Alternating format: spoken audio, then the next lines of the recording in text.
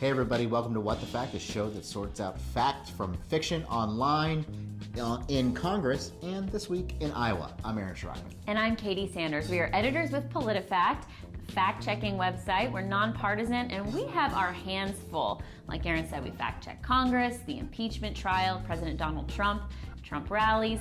But this past week, we've given special attention to the Democratic presidential candidates who are running all around in Iowa. Why is Iowa so important, Katie? Well, Iowa and New Hampshire have a special place in the political primary hearts. But does it really matter what happens February 3rd in Iowa and then a week later in New Hampshire? Well, Newsy's going to walk you through it. For decades, voters in Iowa and New Hampshire have played a key role in the presidential primary process. But do the winners of those early states go on to win the nomination? Usually, yes. In New Hampshire, CNN projects that Donald Trump will be the winner of the New Hampshire Republican primary. Caucus goers in Iowa have voted first since 1972.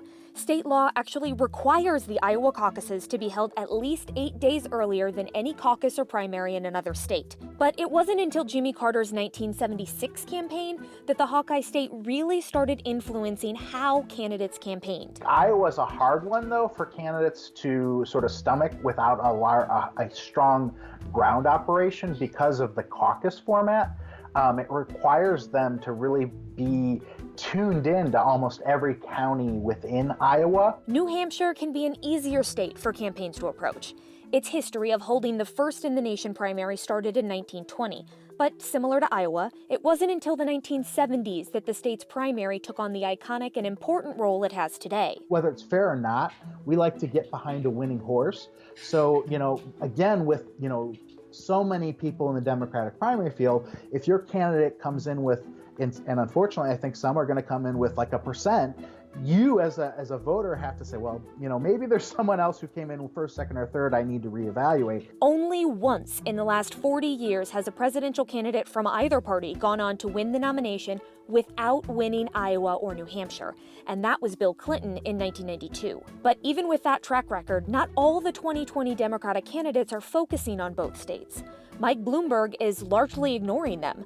The former New York City mayor penned an op-ed for CNN explaining why his campaign is focused on swing states instead of early voting states. And Joe Biden's staff has said he can still win the nomination without winning Iowa or New Hampshire. They tend to be very key races that other voters sort of look at in other states as far as momentum of a campaign. But if we at least look back to what's happened historically, you have to win one or both or come in first or second in at least one of them to go on and win your nomination. We're going to start with Joe Biden, who actually called out for a fact check, right? Yeah, he said, fact check this. Fewer people signed up to take the foreign policy exam to become a foreign policy officer than at any time in history.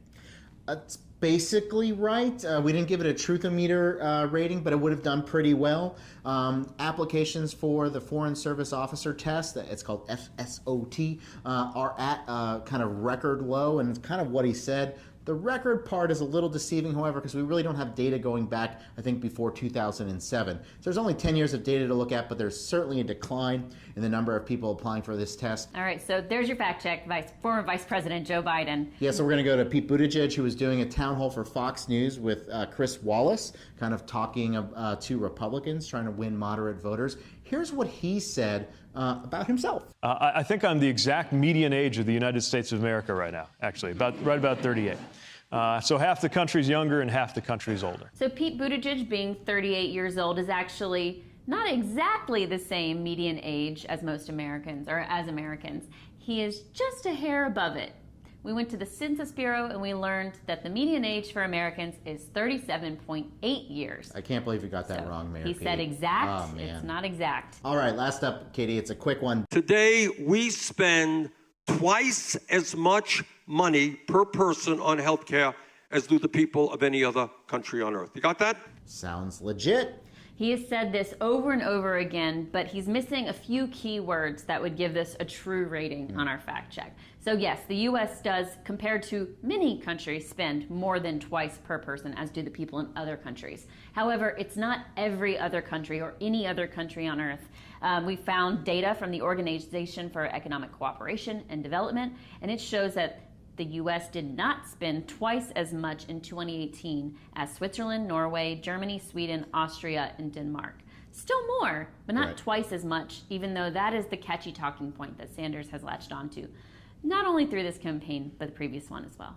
All right, so that's going to do it for our fact-checking from Iowa. We'll have caucus results on February 3rd, and we won't really talk about Iowa for a little while again.